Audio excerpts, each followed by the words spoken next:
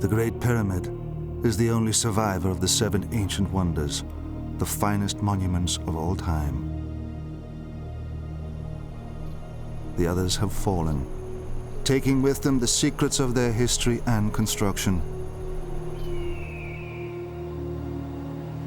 They laid the foundations of human achievement, becoming the building blocks of modern architecture and sculpture.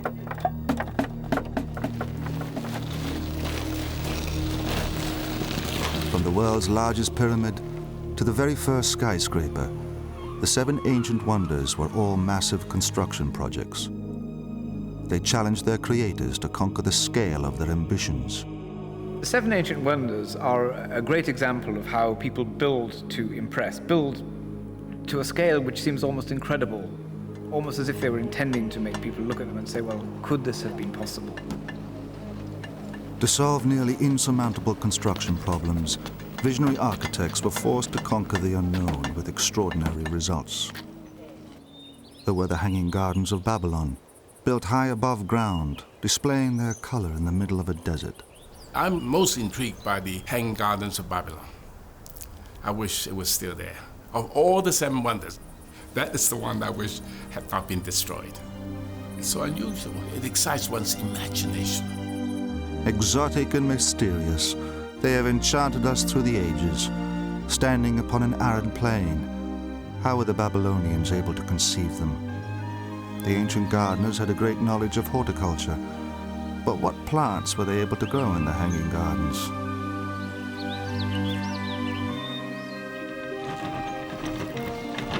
The first cranes were used to construct the world's largest marble temple.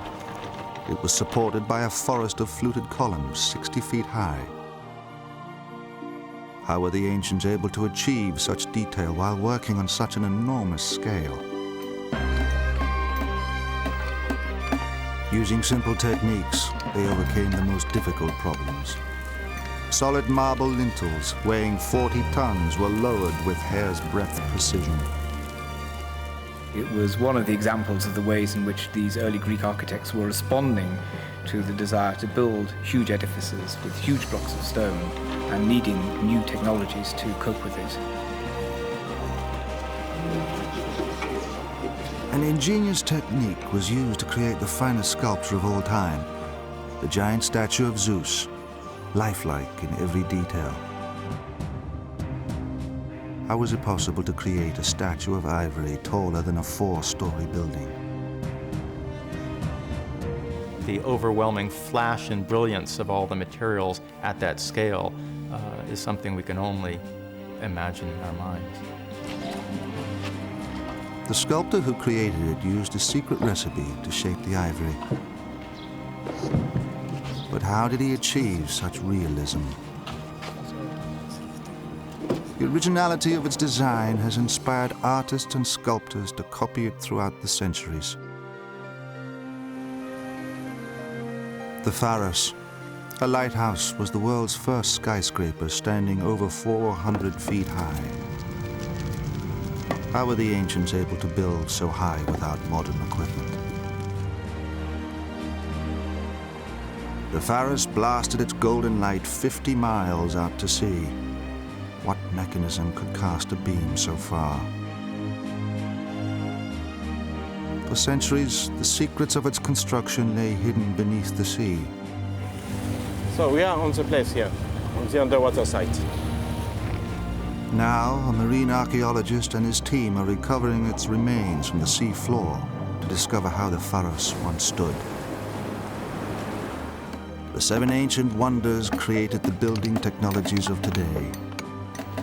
It was the invention of the crane by the ancients that enabled them, and now us, to lift heavy weights high onto a building.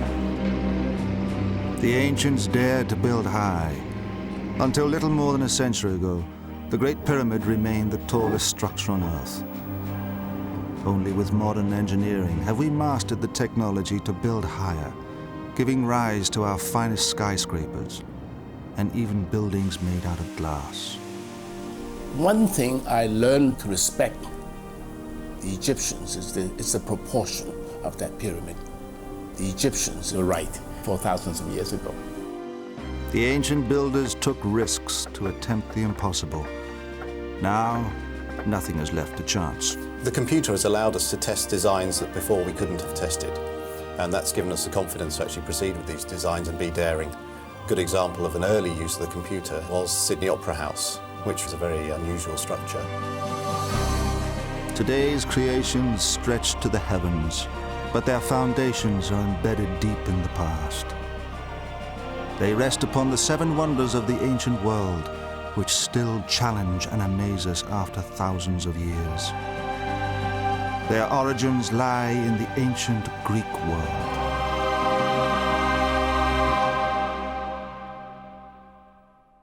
The 7 wonders of the ancient world stood within the Greek Empire, created by Alexander the Great. He conquered every country to the east, as far as India, and south to Egypt. Alexander transformed the Greek world.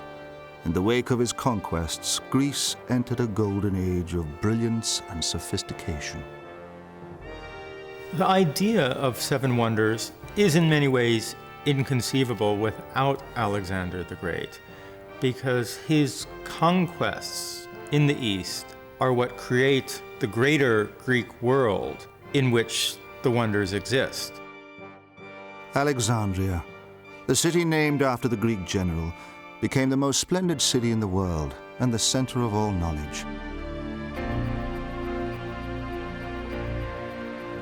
Here in the 3rd century BC, the very first list of the 7 ancient wonders was drawn up. Alexandria was the great center of learning of its day, with a very famous library. And one of its greatest scholars attached to the library was Callimachus. Callimachus wrote a book of the wonders of the world, and it is possible that in that book he gives a list of 7 wonders that we have today. Callimachus's book was destroyed. Now the earliest surviving list of 7 ancient wonders is found in a poem or epigram from the 2nd century BC. It was written by a Greek, Antipater of Sidon. I have gazed on the walls of impregnable Babylon, along which chariots may race, and on the Zeus by the banks of the Alpheus. I have seen the hanging gardens and the Colossus of Helios, the great man-made mountains of the lofty pyramids, and the gigantic tomb of Mausoleum. But when I saw the sacred house of Artemis, that towers to the clouds, the others were placed in the shade, for the sun himself has never looked upon its equal outside Olympus. But why were there 7 wonders? The symbolism of the word 7 probably goes back to Babylonia, where we get the origin of the 7-day week, for example. And that seems to be related to the idea that there is a lunar month of 28 days, and that has 4 phases, each of 7 days. The Greeks thought there were 7 planets, including the moon and the sun. So there was a natural basis to this idea of 7 being an important number. After Antipater, the list of 7 wonders changed over the centuries, as successive civilizations included their own achievements. The Romans added the Colosseum. Christian writers included Noah's Ark and the Temple of Solomon in Jerusalem. Today's accepted list of the 7 wonders of the ancient world was compiled during the Renaissance. When the Dutch artist Maarten van Heemskerk arrived in Rome in the 16th century, he was so impressed by the city's classical treasures, he made a set of engravings depicting the 7 ancient wonders. He was undoubtedly influenced by the Roman monuments that he saw there and used them as part of the basis for the engravings which he did to represent the 7 wonders. Heemskerk's engravings bore little resemblance to the actual 7 wonders. 6 of them had already been destroyed, and he wouldn't have seen any evidence of them. But his works defined the accepted list we recognize today. They were the Pharos of Alexandria, the tallest lighthouse; the Colossus of Rhodes, a giant bronze statue; the Temple of Artemis, the largest marble temple; the Mausoleum of Halicarnassus, the most elaborate tomb; the statue of Zeus, lifelike in its detail; the hanging gardens of Babylon, greenery in a desert, and the foundation for them all, the Great Pyramid.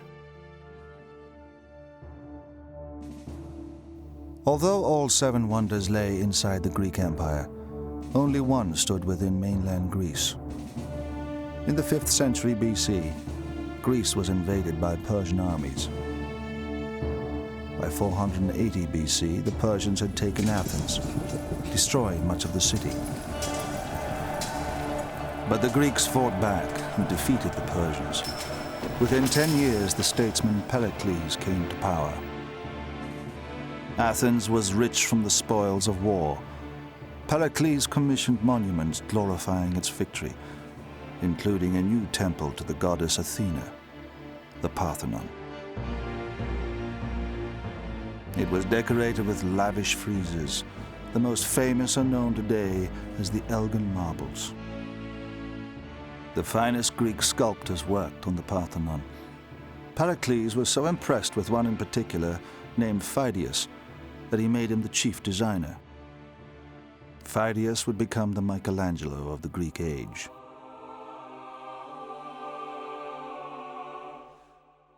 Phidias was asked to make a statue of the goddess Athena to stand inside the Parthenon. Crafted from ivory and gold, he designed it to stand 40 feet high. Statues and monuments were being commissioned across the country, and artistic rivalry was intense. Phidias was determined that his Athena would outshine every other statue in Greece. Phidias' great achievement was to meet this challenge, and after he made the Athena, virtually every other Greek town wanted such a statue. Phidias was heralded as a genius, but his name became blackened by scandal. On completing the Athena, he was unable to account for all the gold he had used. Phidias was accused of embezzlement by those eager to bring down his powerful patron. Fortunately for Phidias, news of his spectacular Athena had traveled to Olympia. He was now commissioned to make a statue of Zeus to stand inside the temple there. So, in 438 BC, to escape the scandal in Athens, Phidias left for Olympia. The site of the Olympic Games was dominated by a temple. It awaited Phidias' masterpiece.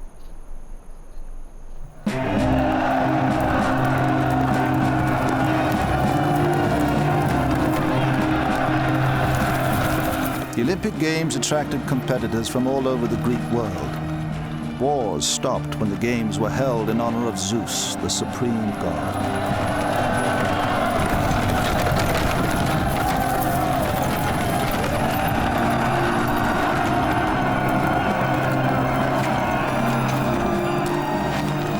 Phidias arrived in Olympia to take up his new commission. With his reputation on the line, he approached the great temple.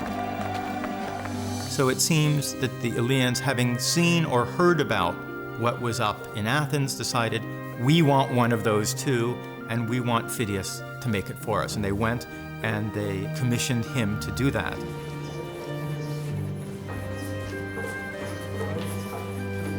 Until Phidias, ivory carving had only been executed on a small scale. Phidias designed the Zeus to be taller than a 4-story building. It would fill one end of the temple. It was too large to be carved out of solid blocks of ivory. So he developed a technique which has never been surpassed.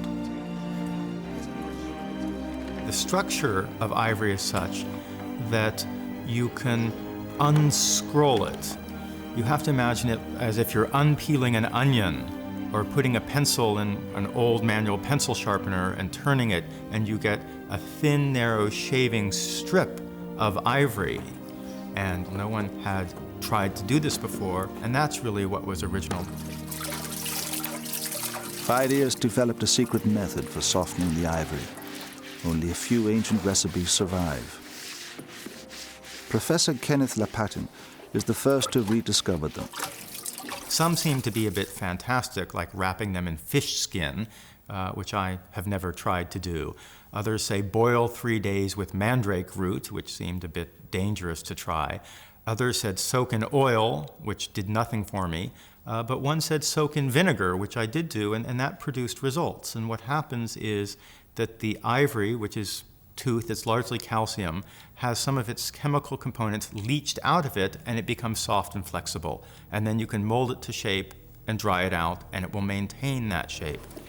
And it was Phidias's genius that assembled these techniques from various different crafts to make this wonder of the world.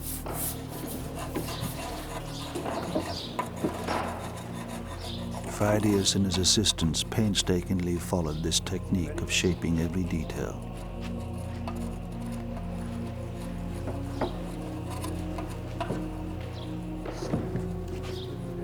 Every ivory section was made to fit exactly. The Zeus began as a wooden framework. To this, the molded ivory sections were fastened. The statue was built up, piece by piece, to a height of 45 feet. It took over 7 years before Phidias was satisfied everything was perfect. The Zeus was then assembled inside the temple. It had a great reputation, but none of that really prepared you for that shock when you walked through the temple doors and saw the image.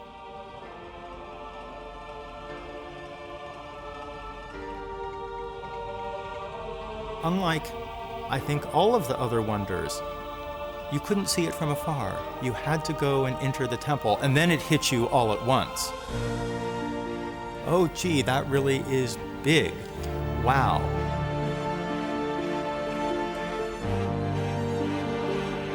The writer Strabo, in the 1st century AD, was critical of its revolutionary composition.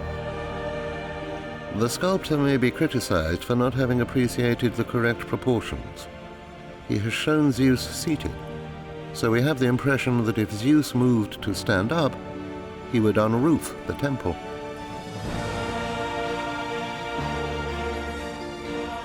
The Zeus sits still. He's holding his emblems of power, the victory in his right hand, the scepter in his left. But he's not doing anything. The stilling of the god gives him greater power because there's the potential there for action. He's very aware. And it's that calmness that becomes a hallmark of the classical style. Characteristics of Phidias's world wonder are echoed throughout Western art. From Byzantine images of Christ to 20th century statues of American presidents. In 1914, Daniel Chester French began work on the Lincoln Memorial statue. Using the same composition as the Zeus, Daniel French made the Lincoln statue out of 28 pieces of marble. Phidias had been meticulous in his study of light, but Daniel French discovered on a dull day his sculpture looked flat. He had to install an elaborate lighting setup. The scale of his sculpture was also criticized, this time for being too small. Daniel French had to double its dimensions to satisfy his commissioners. Even then, the Lincoln statue was only half the height of Phidias's Zeus. Over 450 years after Phidias's world wonder was made, Roman soldiers and workmen arrived with special orders from the Emperor Caligula. He had instructed them to bring the statue back to Rome, so he could put his own head on it. Legend recalls the statue let out such a loud cackle of laughter. The scaffolding collapsed and the workmen fled.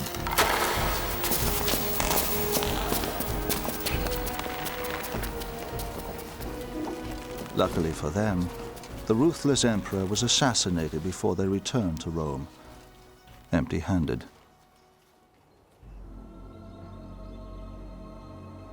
By 391 AD, the Christian church banned pagan cults and closed the temples. The Olympic Games ceased, and the great sanctuary of Olympia fell into disrepair. When the Zeus was 800 years old, it was bought up by Luassus, an imperial chamberlain from Constantinople, installed in his palace art collection there. Phidias's world wonder would not survive for long. A fire destroyed the palace and the collection, cremating the finest statue of all time. The influence of Greek art and architecture spread into Persia, an enemy of Greece. At the western tip of the Persian Empire lay the once great city of Halicarnassus. It is now the small resort of Bodrum, lying in present-day Turkey. At first, it appears an unlikely site for a world wonder. But in the 4th century BC, this was the capital of a powerful sea empire. Inland from the harbor lie the ruins of a tomb, the most extraordinary building ever constructed. It stood the height of a 14-story building, combined an assortment of styles, and was covered with statues. It has left us the word mausoleum, used to describe monumental tombs ever since. Its style has been copied around the world, from the Freemasons' Lodge in Washington, D.C., to the Shrine of Remembrance in Melbourne, Australia.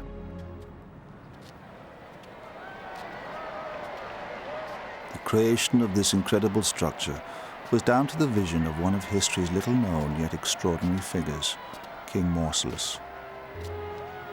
A Persian governor, or satrap, he became king of this area, known as Caria.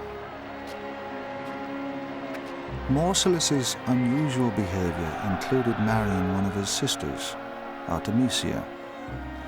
Erratic and headstrong, he founded a dynasty upon tyrannical control.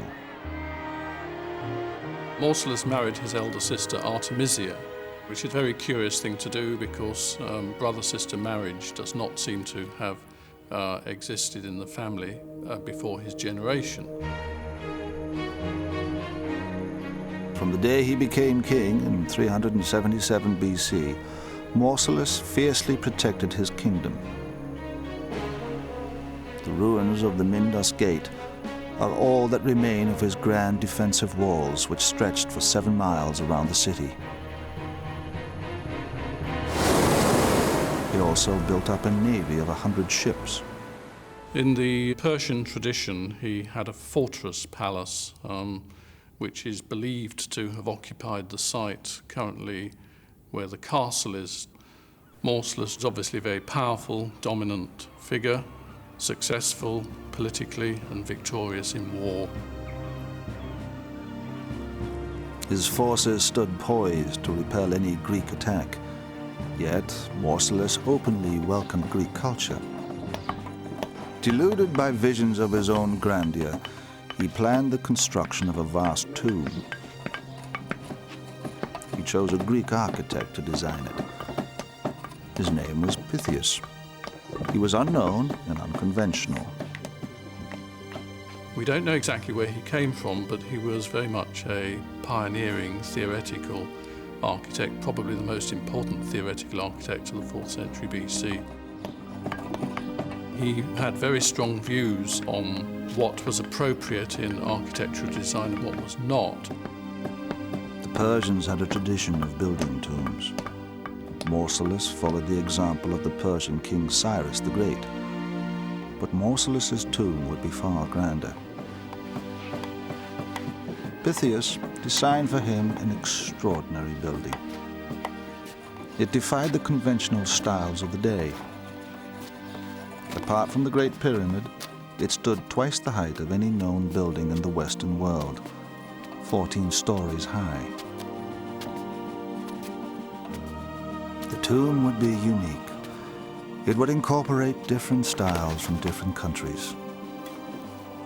On the top, and never attempted before in architecture, a vast statue. Below, a stepped roof, inspired by the Egyptian pyramids. Beneath were Greek columns from temple architecture. Under these, giant statues resembling friezes, another architectural innovation. At the base was a tomb chamber. This alone used over 12,000 tons of stone. Mausolus gave orders for his tomb to be built on top of an existing royal burial site. Because of the scale of the tomb, this choice of location presented problems. The mausoleum needed foundations dug to a depth of 20 feet. They soon flooded. Having drained them, Pythias increased stability by joining the masonry together. Iron clamps, or dovetails, were used to secure each block to the next, and dowels were fitted between the courses. To assemble the columns, a hole was cut in the base of each, allowing iron connecting bars to join onto the next section. This technique is still used today. These blocks have been banded together so that they get strength from each other.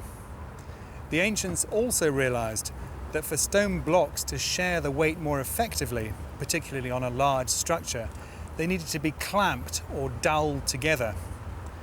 If there was a weakness in the foundation, for example, then the building could cope with it better.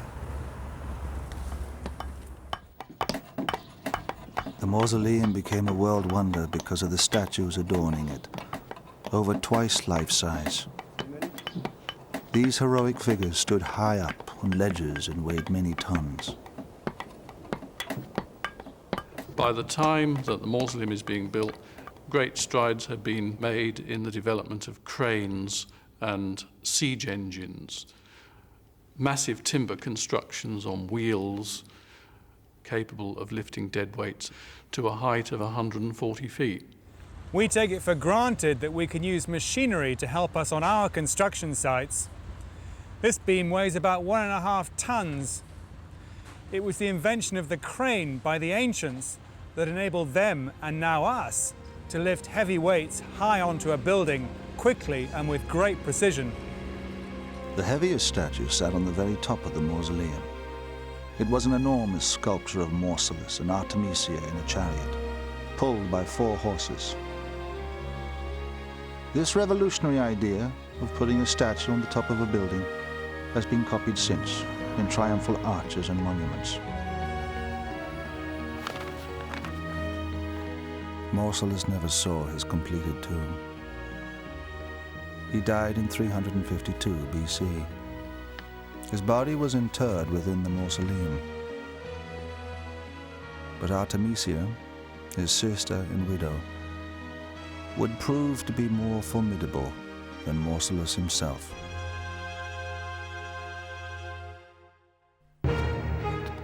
After the death of Mausolus, Artemisia became queen. Her rise to power was unprecedented in the Western world. She continued to oversee the construction of the tomb. Throughout her short reign, she demonstrated her strength. Her bravery in war led the Persian king Xerxes to exclaim that his men had become women and his women men. There is the famous story that the Rhodians decided to attack Halicarnassus after the death of Mausolus, when Artemisia was in control, thinking presumably they could easily overthrow a feeble woman. But she outwitted them and in fact captured them, and then returned to Rhodes with the Halicarnassian fleet and captured Rhodes. Although she appeared to be invincible, her brother's death had weakened her spirit. Her decline was so tragic it was later romanticized by Renaissance artists.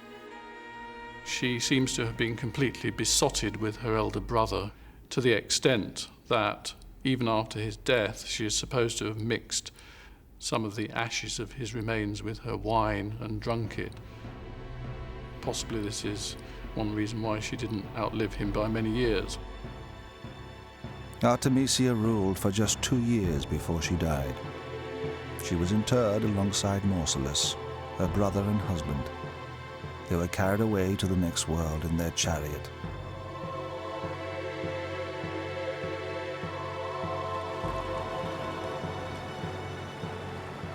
The mausoleum was finally finished after Artemisia's death. Her younger brother and sister also married before the dynasty died out. The mausoleum remained an object of admiration until the 15th century, when an earthquake destroyed much of it. The stone blocks were used for rebuilding the castle of St. John in the harbour.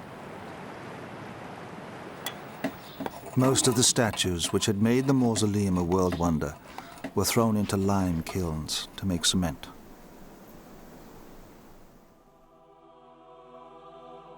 "100 miles up the Persian coast from Halicarnassus stood the largest marble temple ever constructed.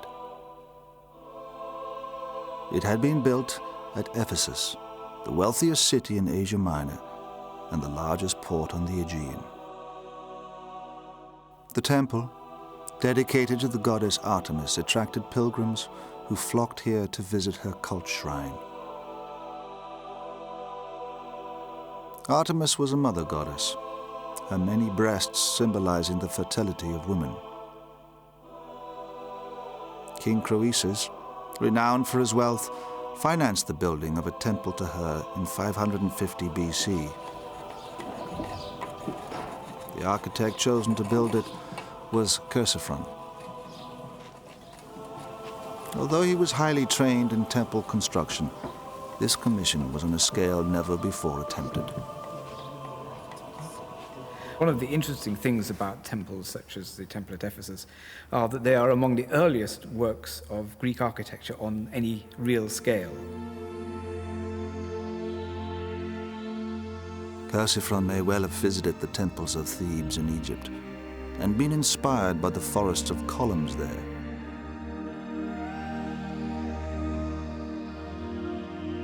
His Temple of Artemis would be built entirely from marble and have 126 giant columns. Chersiphron's first challenge was to ensure a constant supply of enormous blocks of marble. The quarries were 7 miles from the construction site, and some marble blocks could weigh as much as 40 tons. Engineer Scott Steedman has examined the difficulties of moving them. There's a lot of controversy about how the ancients moved heavy stones. We know that they dragged them, of course, but when you drag a stone, you have to overcome a huge amount of friction from the weight of the stone on its runners underneath. So if you want a system that doesn't involve dragging, then you may be able to rock them, or even to roll them. This is a mock-up of a rocking device where the stone is strapped in between 2 large wooden rockers. This is a very efficient system of overcoming friction, and you can see just how easy it is to move even a heavy object. You could maneuver it, you could spin it, you could pull it up a ramp with considerably fewer men than if you were trying to drag it. Chersiphron's methods of moving stone were highly advanced. He invented an ingenious roller pulled by oxen. The circular column elements were simply rolled along the ground within a frame pulled by oxen.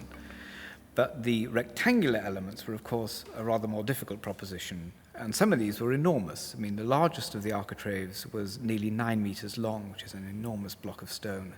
And to move that, he encased the ends in timberwork and turned them into wheels, and then simply attached draft animals to them and pulled them along. The temple measured a vast 180 by 360 feet, almost twice the size of the Parthenon.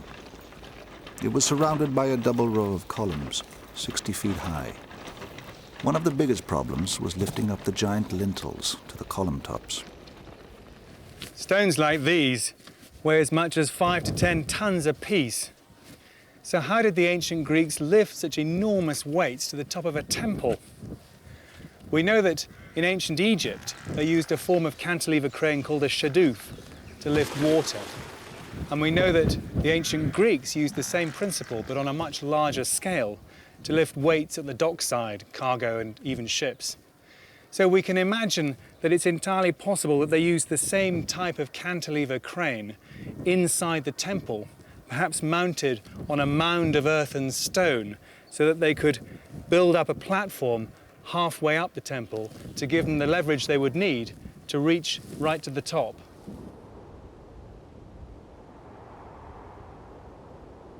Unlike earlier civilizations, Chersiphron's craftsmen had iron tools.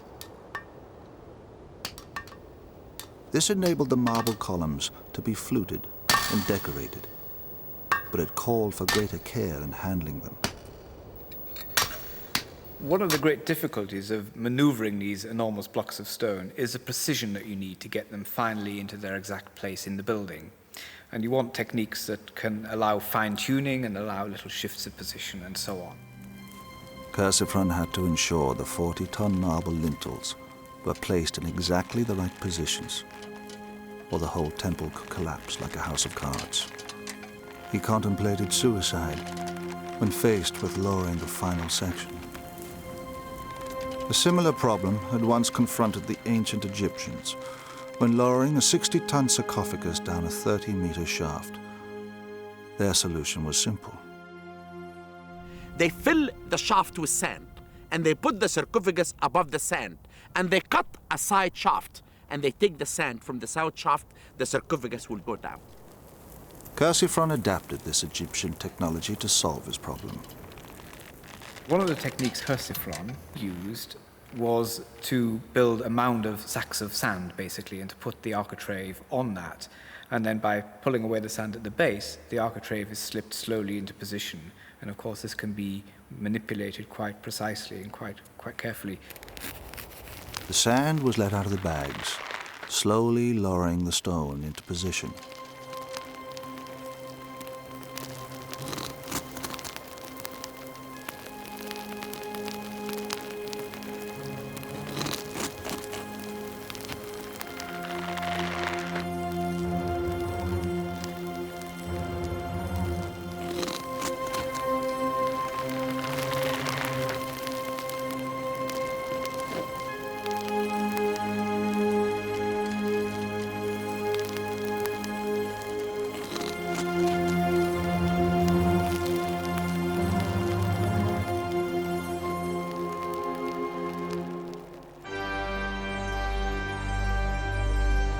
The Temple of Artemis took 50 years to build, and Chersiphron didn't live to see its completion.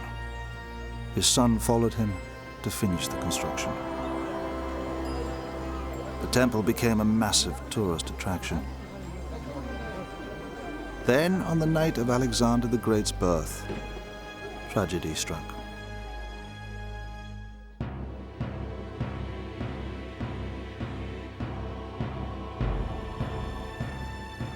On the night of Alexander the Great's birth, legend records that the goddess Artemis left the great temple to be with him.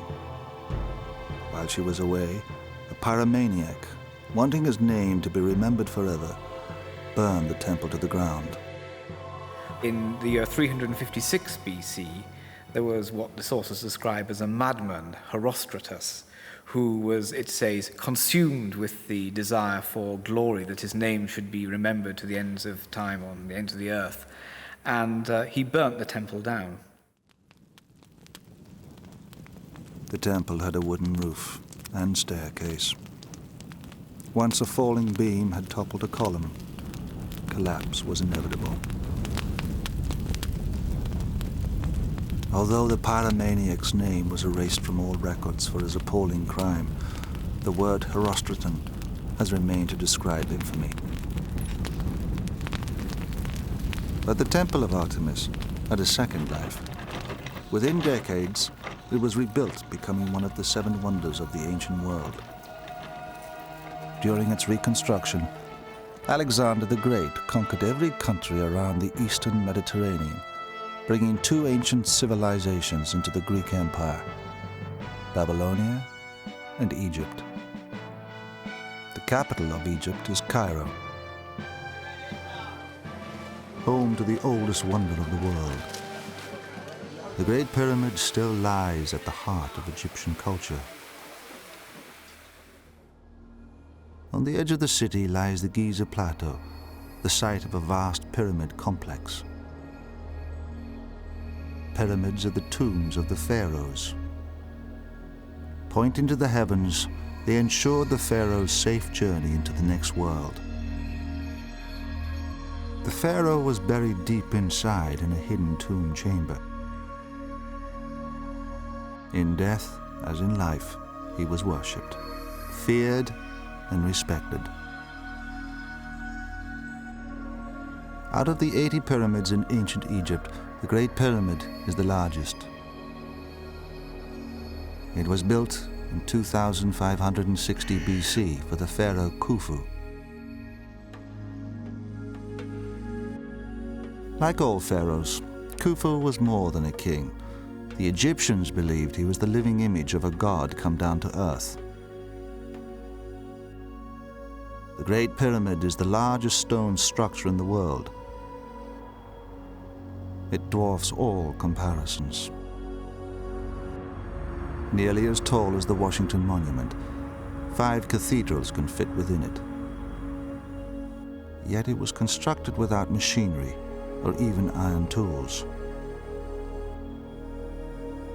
How were the ancient Egyptians able to build it? In the 5th century BC, the Greek historian Herodotus tried to find the answer. He gathered his information from the hearsay of local priests. The account he has left us is unreliable. The pharaoh Khufu compelled his subjects to labor as slaves for his own advantage. Some were forced to drag blocks of stone from the quarries in the Arabian hills to the Nile. The work went on in 3 monthly shifts, 100,000 men in a shift. The wickedness of Khufu is not something that you can regard, in Herodotus' telling at any rate, as something which is hard historical fact. It is anything but that.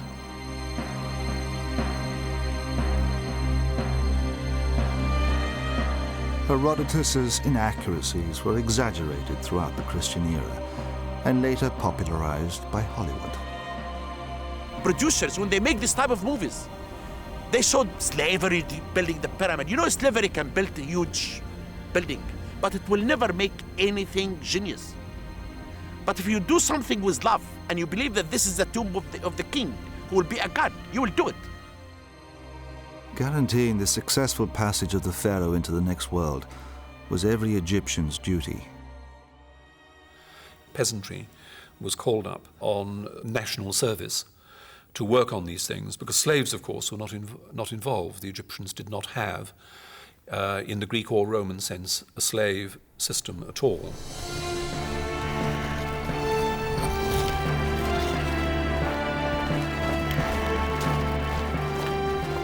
Although slavery didn't exist, workers were conscripted like an army. During the annual floods, farmers worked on the pyramids, which was preferable to going hungry. For all its faults, the Egyptian governmental system was one of the most successful that human history has to show. It was a governmental system that lasted well in excess of 3,000 years. And systems will only last as long as there is a degree of acquiescence on the part of the subject peoples. The Great Pyramid was built with over 2 million stone blocks. Building the pyramid was the greatest feat in architecture. But did it really take 100,000 men to build it?